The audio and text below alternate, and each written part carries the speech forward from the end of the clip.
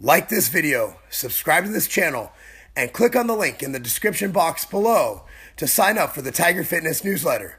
Within a week of publishing this video, we will give out a $50 gift card to tigerfitness.com to one lucky person who does all of these steps.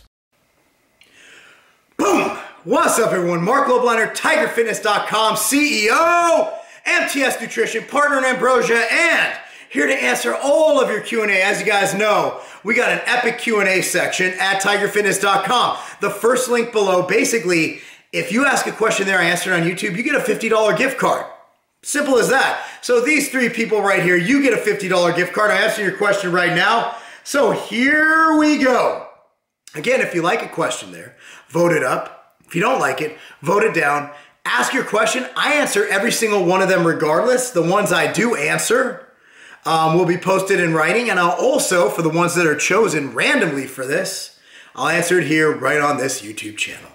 First one comes from Jason B, and his is, what do you suggest for gynecomastia? Bitch tits! Do you suggest any exercise or diet to help get rid of gynecomastia, aka man boobs? I broke my wrist and it was not set correctly, so I'm told by a doctor not to do push-ups or pull-ups. That was years ago, though. I'm willing to give it a go in hopes of not re-break it, if that's the best way. I don't, bottom line is, it sounds like you're talking about simply fat. What you're talking about here is fat, you know, basically out of shape pecs.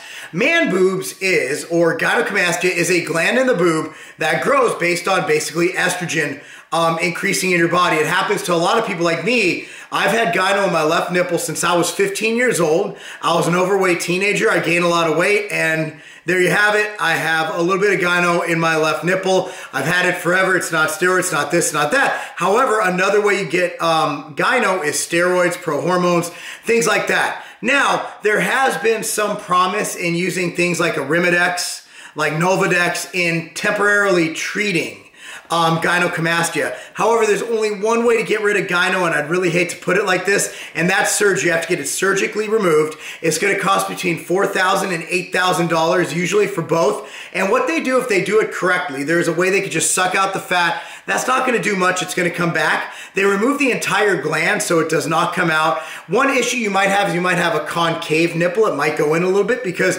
there is no gland, and sometimes they just remove a lot of that tissue.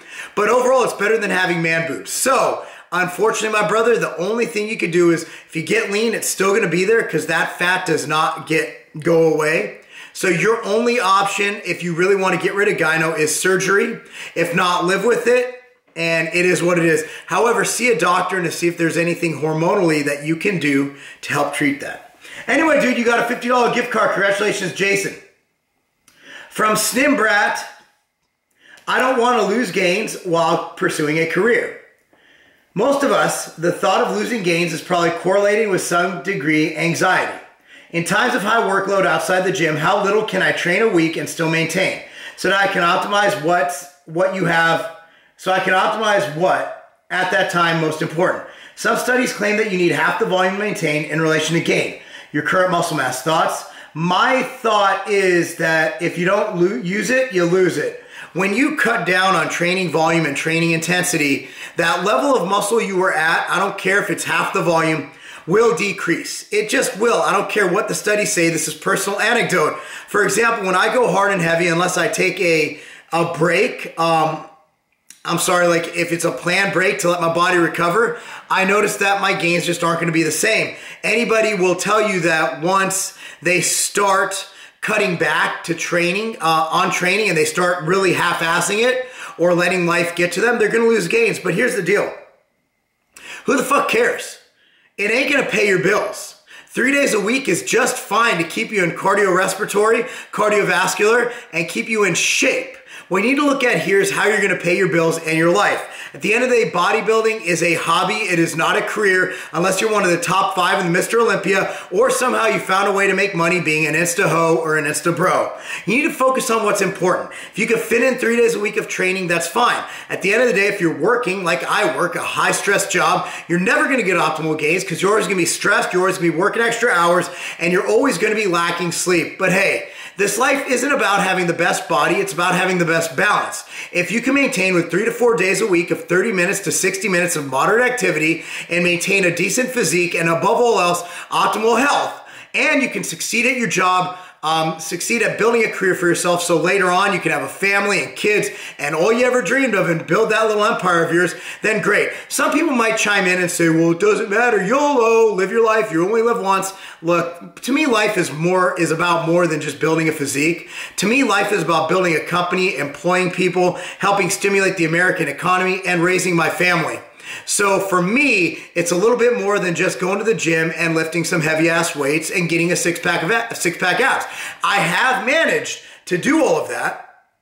I go to the gym, I have six-pack abs, and I've attained pro card status as a bodybuilder. However, I've never neglected business. I've always kept that, as along with family, first and foremost in my life. Prioritize. Bodybuilding should enhance, not take over one's life. Thank you, brother. You get yourself a $50 gift card.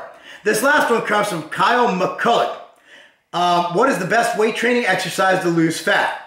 My current goal is to lose fat and get stronger. What is the best weight training exercise to accomplish this? Do you recommend a push-pull leg split or anything else? My recommendation is whatever you enjoy. Okay, there is no best weight training exercise to lose fat. At the end of the day, you want to resistance train, you want to train hard, you want to train with intensity, and you want to go to failure. Basically, I'm not saying go beyond failure, but you want to push your body and you want to make sure that you get a good workout. Now, to lose fat, that has to do with diet and cardio. Now, and also weight training. Weight training builds lean mass. It also prevents muscle loss by stimulating your muscles, causing overload, making sure that your muscles have the adequate stimulus to not shrink as you're dieting. A couple good resources for that. And the number one thing I recommend is my book, www.dropfactorbook.com. That's a great diet program. Aim to lose 1 to 2 pounds a week. Now, you do that through diet. Your diet should be set where you lose 1 to 2 pounds a week. Set a caloric deficit. Again, that book will explain it. I usually recommend setting your TDEE or your total daily energy expenditure. We have a chart for that. Go to Google, type in Tiger Fitness TDEE. Tiger Fitness TDEE. Type that in, it'll give you your caloric level you need. Figure out what macronutrient split you want to go on. Type in macronutrient calculator, Tiger Fitness on Google. Okay, you got those two variables. Then decrease your calories slightly. I usually say around 150 to 200 calories or about 40 to 60 grams of carbs, all right, per week to make sure that you hit that 1 to 2 pound of fat loss. If 1 week you lose 3 pounds, don't decrease your calories further, just keep them where you are. If you lose 1 to 2 pounds, keep your calories where they are. If you stall and only lose 0 to 1 pound, by all means, lower your calories that next week. It's all about adjusting. As far as exercise to lose fat, if you want to get to semantics, you want to pick exercises that work the most muscles because that will create the best metabolic response. For that, I recommend squats, deadlifts, standing overhead press, anything that utilizes your core, anything that utilizes your entire body. Do all your exercises standing, and I recommend cardio. High intensity interval training is great. It burns a lot of fat post-exercise. Okay, but low intensity cardio is also great because it doesn't stress your central nervous system. It actually enhances recovery. Plus, it burns extra calories, creating a better caloric deficit. So the answer is there is no best weight training exercises for fat loss per se. There are some that burn more calories than others. There's no best split for losing fat. As long as you hit your body parts 1 to 2 times a week or even more, you'll be eliciting that thermogenic metabolic response from weight training. Your EPOC, your post-exercise caloric burn, will be raised for about 38 to 39 hours after weight training. I hope these answer your questions. Again, the link below, the Q&A, it's live, it's ready to go. I'm Marc Lobliner, tigerfitness.com. Hey, ask some fucking questions, and that's not a game.